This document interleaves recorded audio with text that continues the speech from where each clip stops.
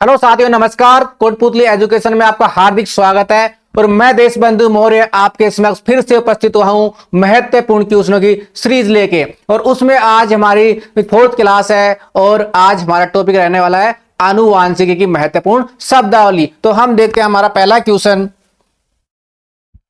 तो हमारा पहला क्वेश्चन है, किसके द्वारा आनुवंशिकता के विज्ञान को आनुवंशिकी या जेनेटिक्स कहा गया? तो इसमें पूछ रहा आपको कि जेनेटिक्स किसे कहा गया, आनुवंशिकता को जेनेटिक्स किसने कहा।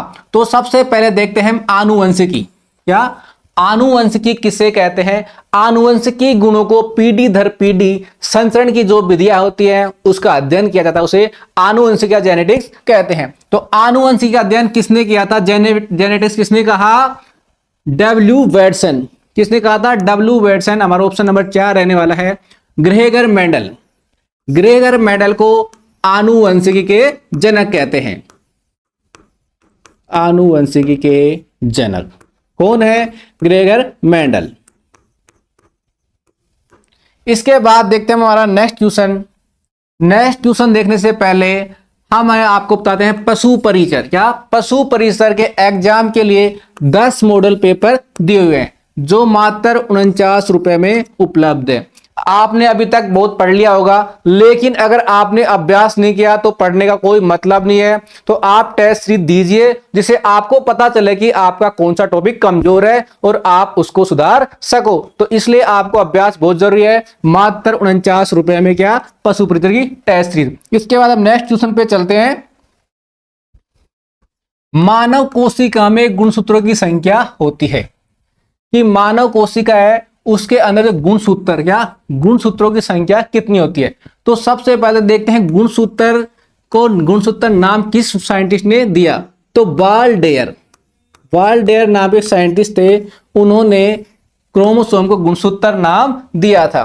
तो अब हमें पूछ रहा है गुणसूत्रों की संख्या कितनी होती है। तो हम देखते हैं हमारे अंदर गुणसूत्र संख्या कितनी होती है? 46। कितनी होती है? 46। अगर जोड़े पूछे तो कितने जोड़े होते हैं? 23 जोड़े गुणसूत्र मनुष्य के अंदर पाए जाते हैं। लेकिन सिर्फ गुणसूत्रों की संख्या पूछे कितनी होगी? 46। इसके बाद हम नेक्स्ट क्वेश्चन देखते हैं। मनुष्य में ऑटोसोम के जोड़े होते हैं। ऑटोसोम क्या होते हैं? अलिंगी गुणसूत्र, अर्थात वे गुणसूत्र जो लिंग का निर्धारण नहीं करते। तो हमारे पास क्या 23 जोड़े गुणसूत्र पाए जाते हैं, लेकिन जिसमें से क्या 22 जोड़े ऑटोसोम होते हैं, अर्थात अलिंगी गुणसूत्र होते हैं। अर्थात कितने होते हैं? 44 गुणसूत्र ऑटोसोम होते हैं।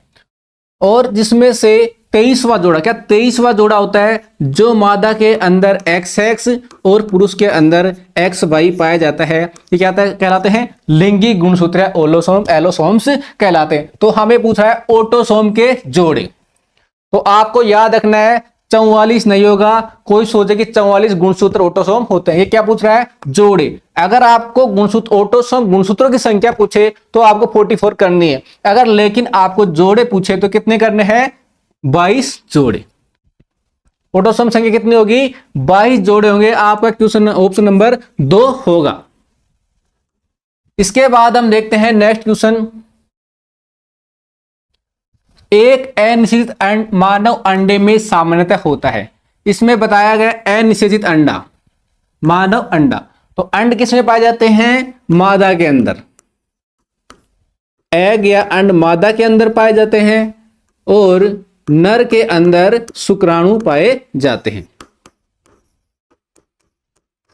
तो इसमें पूछ रहा है कि मानव अंडे में सामान्यतः होता है। किस अंडे में? अनिषेचित अंडे। तो मादा में क्या X पाया जाता है, अंडे में X पाया जाता है, लेकिन ये कैसा अंडा है?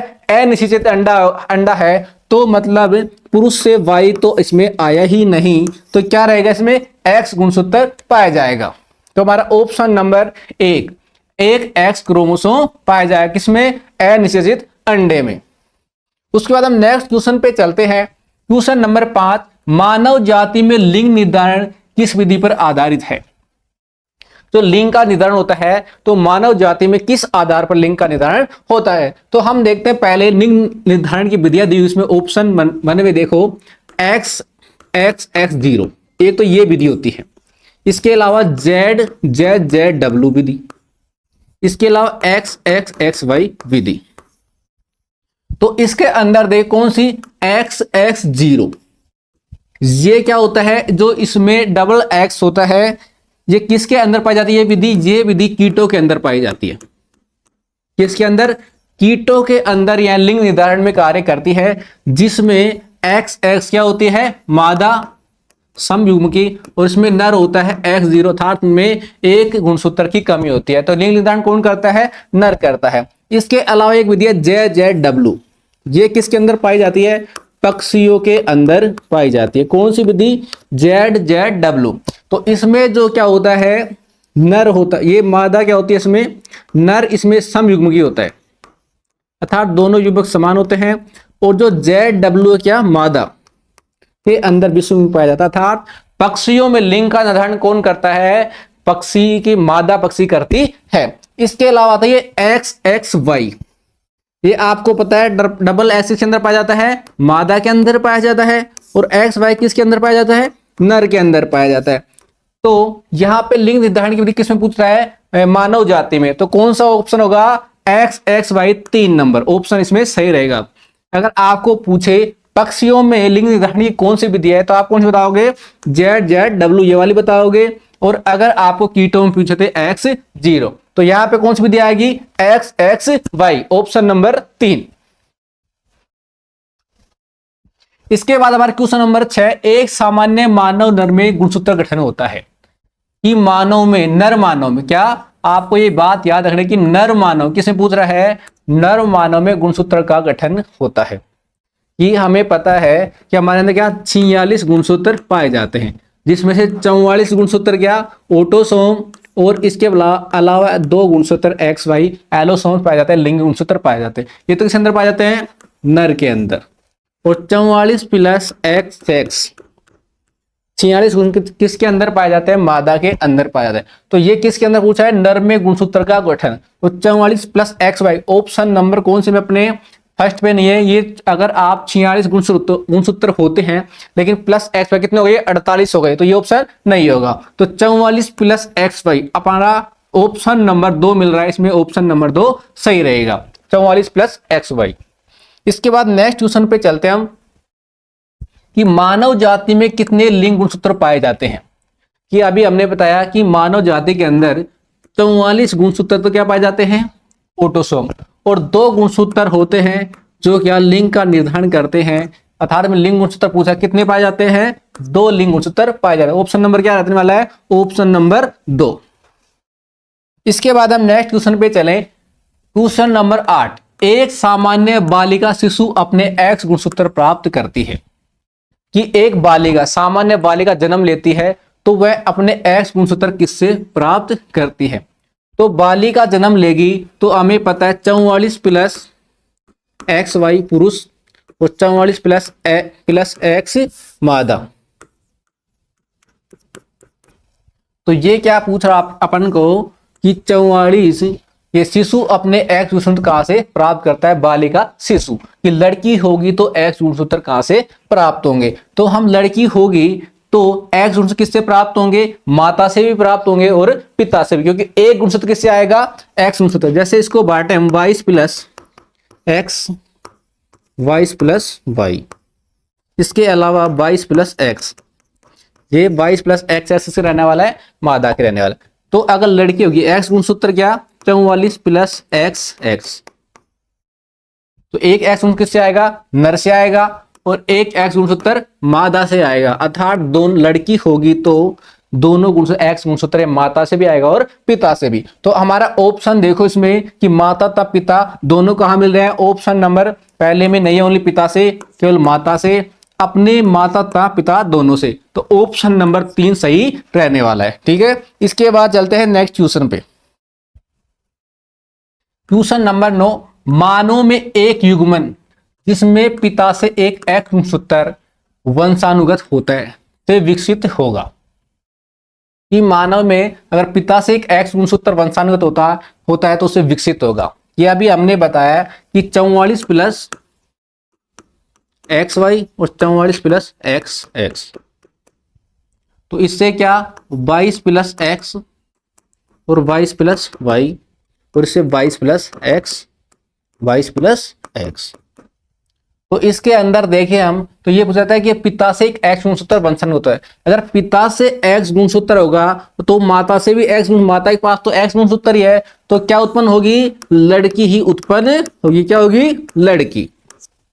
अगर पिता से वाई गुणसूत्र जाता है तो लड़का होगा, लेकिन अगर पिता से एक्स गुणसूत्र जाता है तो क्या होगी, लड़की ही उत्पन्न होगी। तो इसमें अपना ऑप्शन नंबर क्या हो रहेगा, 2। ऑप्शन नंबर 2 लड़की उत्पन्न होगी।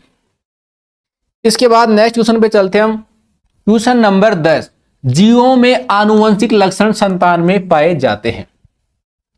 ये जो आनुवंशिक लक्षण है वो किसके अंदर पाए जाते हैं, किस में पाए जाते हैं, तो आनुवंशिक लक्षण या तो जीन में पाए जाते हैं या क्रोमोसोम के अंदर पाए जाते हैं। तो हमारे ऑप्शन राइबोसोम में नहीं पाए जाते, ना लाइसोसोम में पाए जाते हैं, ना प्लाज्मा झिल्ली में पाए जाते हैं। किस में पाए जाते हैं, क्रोमोसोम या जीन के अंदर आनुवंशिक गुण पाए जाते हैं। कौन, ऑप्शन नंबर 2 इसका रहने वाला है। लाइसोसोम को देखें हम तो सुसाइड बैग भी कहते हैं। क्या, सुसाइड बैग भी कहते हैं, या आत्मघाती थैली लाइसोसोम को कहते हैं। ठीक है, इसके बाद हम चलते हैं आगे। क्वेश्चन नंबर 11, निम्नलिखित में आनुवंशिकी इकाई है कि आनुवंशिकी या आनुवंशिक गुण है उसकी इकाई कौन सी है। तो आनुवंशिकी इकाई क्या होती है, जीन। क्या होती है, जीन होती है। इसके अलावा इसमें डीएनए, डीएनए को डीऑक्सी राइबो न्यूक्लिक एसिड कहते हैं, और आरएनए को राइबो न्यूक्लिक एसिड कहते हैं। और जो न्यूक्लियोटाइड है, क्या न्यूक्लियोटाइड, उसको न्यूक्लियोटाइड किसे कहते हैं, एक तो नाइट्रोजन क्षारक। क्या होते हैं, एक नाइट्रोजन क्षारक होते हैं, और एक होती है पेंटोस शर्करा, अर्थात 5 कार्बन से बनी शर्करा।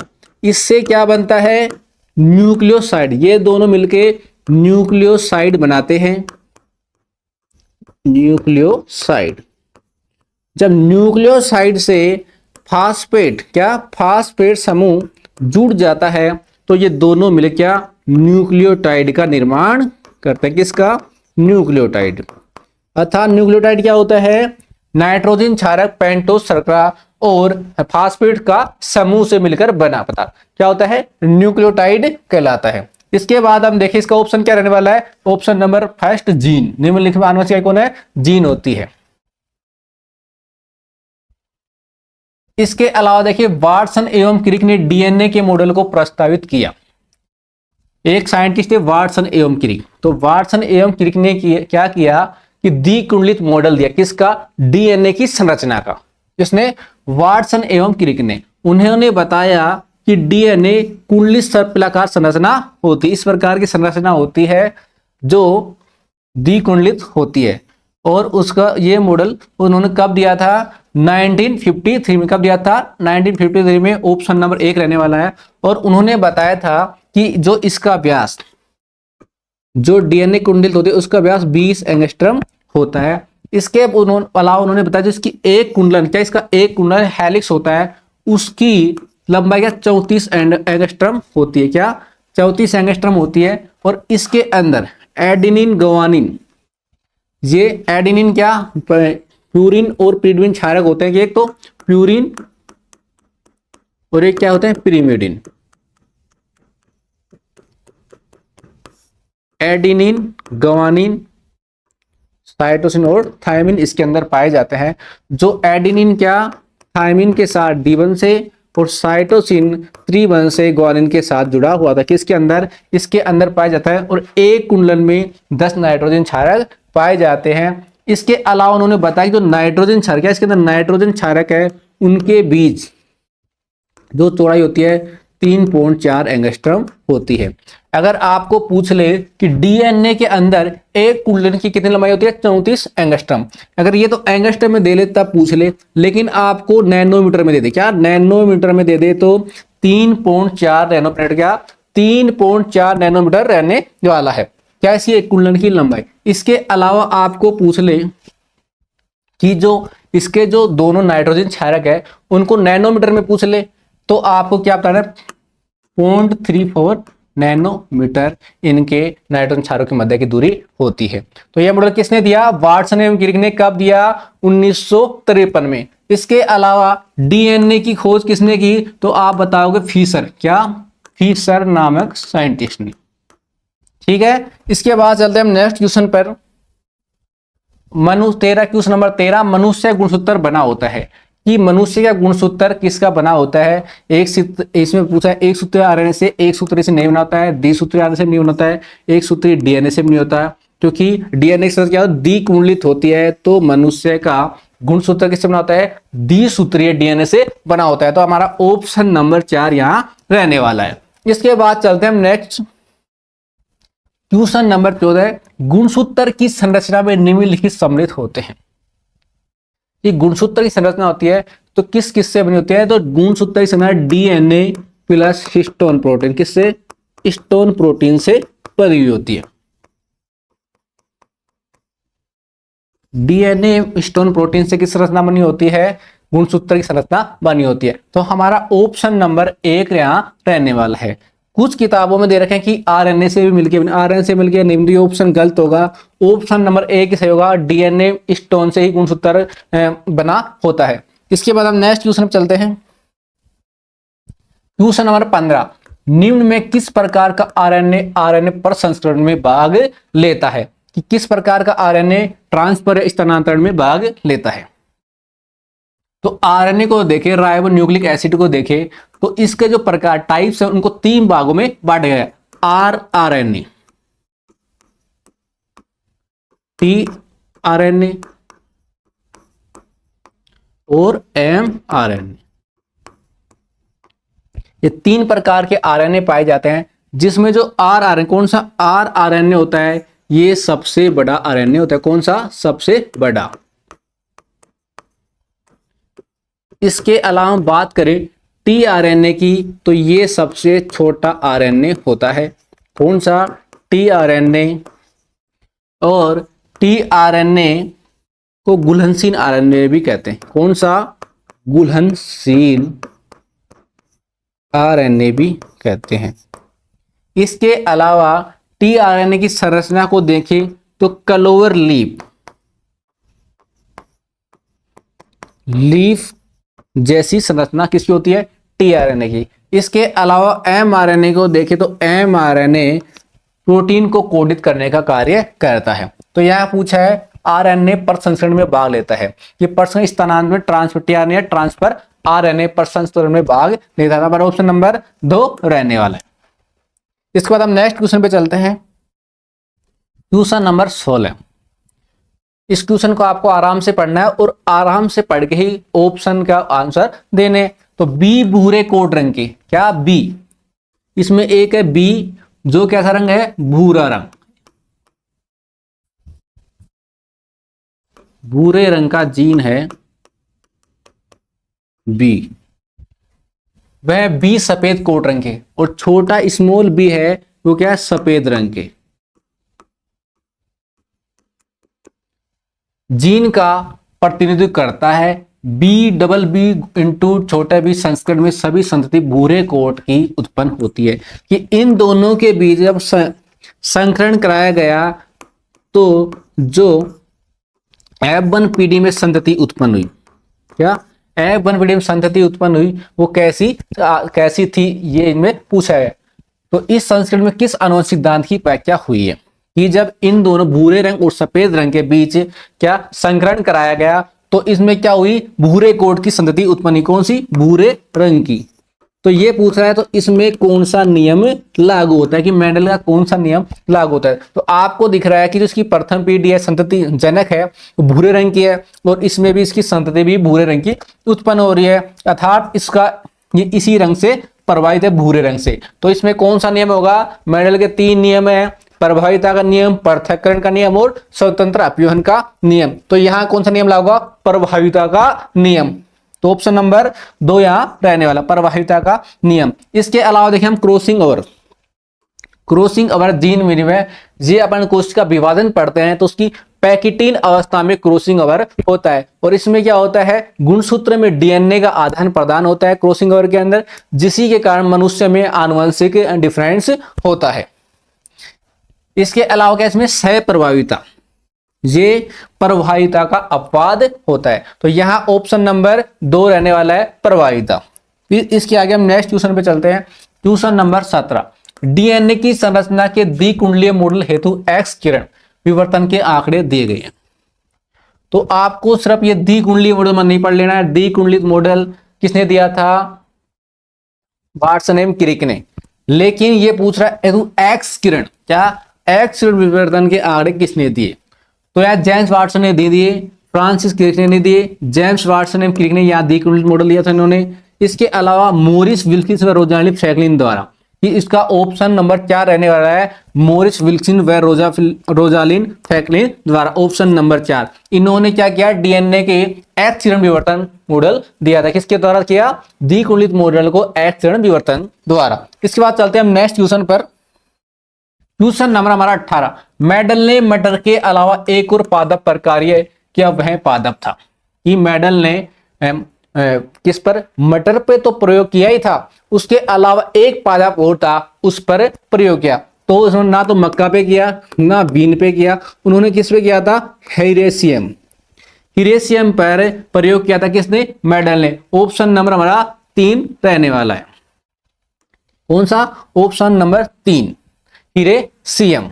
इसको क्या कहते हैं, होकविड, इसको होकविड भी कहते हैं। अगर आपके ऑप्शन में हिरेसियम नहीं आए, होकविड आ जाए, तो आपका ये आंसर होकविड हो जाएगा। तो यहां ऑप्शन नंबर 3 रहने वाला है। इसके अलावा नेक्स्ट क्वेश्चन, मेंडल का स्वतंत्र अपव्यूहन का नियम के अवलोकनों पर आधारित है। कि जो मेंडल ने स्वतंत्र अपव्यूहन का नियम दिया, मेंडल का तीसरा नियम है स्वतंत्र अपव्यूहन का नियम।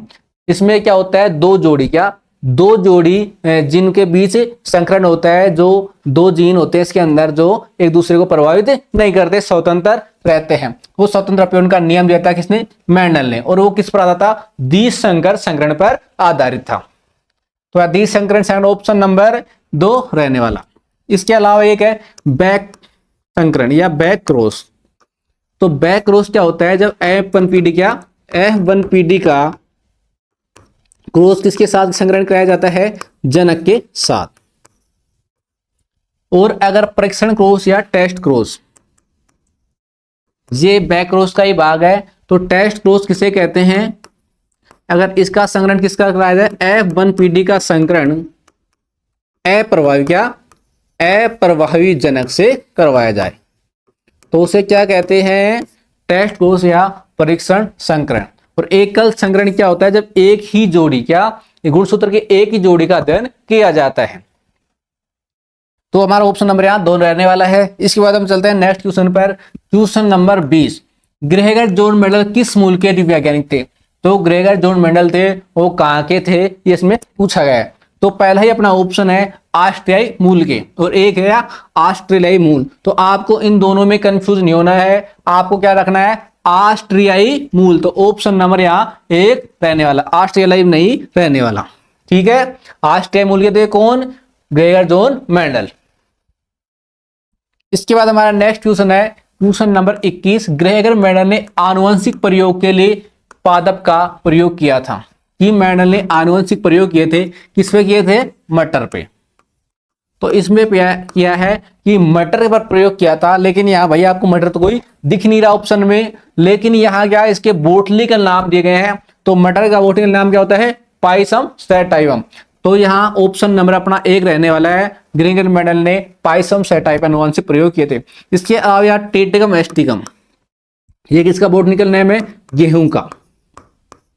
इसके अलावा ओराइजा सैटाइवा, ये किसका है, चावल का बोटनिकल नेम है। इसके अलावा गोसिपियम हिर्सुटम, ये कपास का बोटनिकल नेम है। तो आपको ऑप्शन में बोटनिकल नेम देके भी ये आंसर पूछ लेता है। तो यहाँ ऑप्शन नंबर 1 पाइसम सैटाइवम पर ग्रेगर जॉन मेंडल ने आनुवंशिक प्रयोग किए थे। इसके बाद क्वेश्चन नंबर 22, मेंडल ने अपने प्रयोग के लिए मटर के कितने जोड़ी लक्षणों का चयन किया। कि मेंडल ने कितने लक्षणों का चयन किया था, तो मेंडल ने क्या था, 7 लक्षणों का। वो लक्षण कौन कौन से थे, हम देखते हैं। पहला, तने की लंबाई,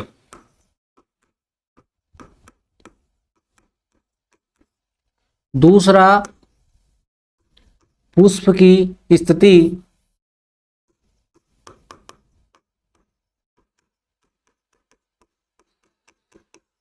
पुष्प का रंग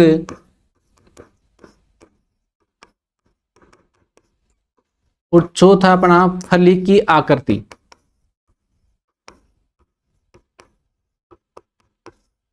और पांचवा है अपना फली का रंग और छठा बीज की आकृति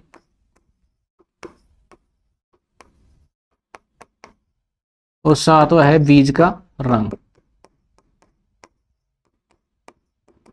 ये 7 प्रकार के विपर्यासी लक्षणों पर अध्ययन किया था किसने? मेंडल ने। जिसमें तने की लंबाई की छोटा लंबा है या बोना है, पुष्प की स्थिति कक्षीय है या शीर्षस्थ है, इसके अलावा पुष्प का रंग है जो बैंगनी है या सफेद है, इसके अलावा फली की आकृति फूली हुई या संकीर्ण है, और फली का रंग हरा है या पीला है, और बीज की आकृति की गोल है या झुर्रीदार। इसके अलावा बीज का रंग देखें कि ये पीला है, हरा है। इसके प्रवाही लक्षणों का अध्ययन किया था। तो कितने लक्षणों का अध्ययन किया था? 7 लक्षणों का। ऑप्शन नंबर 2 रहने वाला है। इसके बाद देखते हैं हम नेक्स्ट क्वेश्चन पे, क्वेश्चन नंबर 23। मेंडल का स्वतंत्र अपव्ययन का सिद्धांत किस अनुपात के आधार पर सिद्ध किया गया? ये जो मेंडल ने स्वतंत्र अपव्ययन का नियम दिया था तो किस पर आधारित था? द्विसंगत संकरण पर आधारित था, लेकिन इसमें अनुपात दिया हुआ है तो किस अनुपात पर सिद्ध किया? तो मेंडल ने जब गोल व पीले पौधे बीज वाले पौधों का अध्ययन और झुर्रीदार एवं हरे बीज वाले पौधों का अध्ययन किया तो उनके बीच जो अनुपात आया, उनकी F1PD बनी। उसके बाद जो उनमें 100 परागण कराया तो उसके बाद जो अनुपात आया उसके आधार पर उन्होंने ये सिद्धांत दिया। तो वह अनुपात क्या था? 9:3:3:1। ये ऑप्शन नंबर 1 है। और ये क्या उसका लक्षण प्रारूप या क्या ये फिनोटाइप। आपको ये ऐसे भी पूछ सकता है कि द्विसंकरण संकरण का फिनोटाइप बताइए, तो आप क्या बताओगे? 9:3:3:1। इसके अलावा आपको द्विसंकरण संकरण का क्या या स्वतंत्र अपव्ययन का नियम का क्या पूछ ले?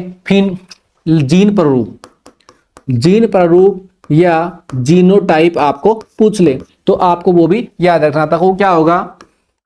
12:12:24:12:12:1 ये अनुपात लगा देना।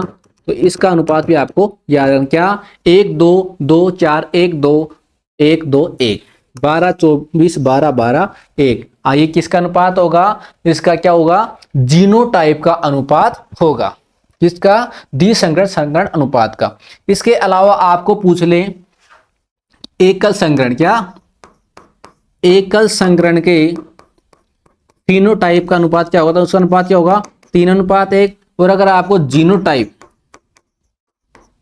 तो उसका अनुपात क्या होगा? 1:2:1 रहने वाला है। इसके बाद हम नेक्स्ट क्वेश्चन पे चलते हैं। Question number 24। निम्नलिखित में से कौन सा एक अपूर्ण प्रभाविता का उदाहरण है? कि अपूर्ण प्रभावित क्या होती है? प्रभाविता के जो इसका एक नियम, फर्स्ट नियम प्रभाविता, उसके 2 अपवाद हैं। एक कौन सा है? अपूर्ण प्रभाविता। एक सेकेंड, क्या है? अपूर्ण प्रभाविता। और दूसरा क्या है? सह प्रभाविता। ये किसके हैं? प्रभाविता के अपवाद है, मतलब प्रभाविता के नियम का पालन नहीं करते। तो प्रभाविता के नियम के अंदर अपूर्ण प्रभाविता में क्या होता है? एक लाल, क्या शुद्ध लाल पुष्प होता है, और एक क्या? सफेद। तो प्रभाविता में तो क्या इसकी जो संजनक है उन्हीं के स्वरूप उनका कलर होता है, लेकिन इसमें इनके मध्य संकरण कराया तो इनके एक नई प्रजाति उत्पन्न हुई। वो कौन सी थी? पिंक या गुलाबी प्रजाति उत्पन्न हुई। अर्थात यह किसका पालन नहीं करती? प्रभाविता के नियम का पालन नहीं करती, इसलिए क्या इसे अपूर्ण प्रभाविता कहते हैं। तो सह प्रभाविता उदाहरण अपना जो ब्लड समूह है AB, जो किसका उदाहरण होता है? सह प्रभाविता का उदाहरण होता है। तो हमें पूछा है कौन सा एक अपूर्ण प्रभाविता उदाहरण है, कि अपूर्ण प्रभाविता किसमें पाई जाती है? तो हमारा एक पादप कौन सा? स्नैपड्रैगन, इसी में अपूर्ण प्रभाविता पाई जाती है। तो ऑप्शन नंबर हमारा 3 रहने वाला है। अपूर्ण प्रभावित स्नैपड्रैगन को डॉग प्लांट भी कहते हैं।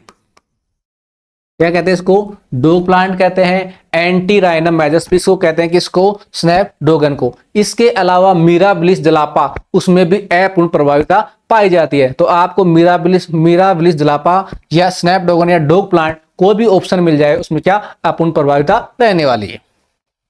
इसके बाद हम नेक्स्ट क्वेश्चन चलते हैं, क्वेश्चन नंबर 25। विपरीत लक्षणों के संकेतक जीनी जोड़े को कहा जाता है कि विपरीत लक्षणों के संकेतक जीनी जोड़े को कहा जाता है कि विपरीत लक्षण, जैसे दो लक्षण अपन देखें, ये क्या है? समयुग्मी, ये है विषम युग्मी। ये दो जोड़े हैं, इनके लक्षण विपरीत होते हैं, तो उसे क्या कहा जाता है? इसे एलील या युग्म विकल्प भी कहा जाता है। क्या? एलील कहा जाता है। तो ऑप्शन नंबर हमारा ए रहने वाला है। इसके अलावा जीनी प्रारूप या जीनोटाइप हमने बताया, उसका जीनी प्रारूप होता है क्या? लक्षण प्रारूप तो उसका बाहरी स्वरूप होता है, और जीनी प्रारूप उसका जीन का प्रारूप अनुपात होता है। इसके बाद हम चलते हैं नेक्स्ट क्वेश्चन पे, क्वेश्चन नंबर 26। निम्नलिखित में से कौन सा नाइट्रोजनी क्षार डीएनए से संबंधित नहीं है? तो नाइट्रोजनी क्षार को देखें हम, नाइट्रोजनी क्षार एक होता है कौन सा? प्यूरिन,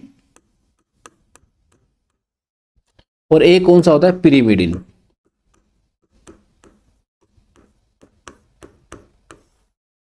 तो प्यूरिन में कौन सा आता है? एडिनिन, तो ग्वानिन क्षारीन, और इसमें आता है साइटोसिन, यूरोसिल और थाइमिन। ये कौन सा है? एडिनिन।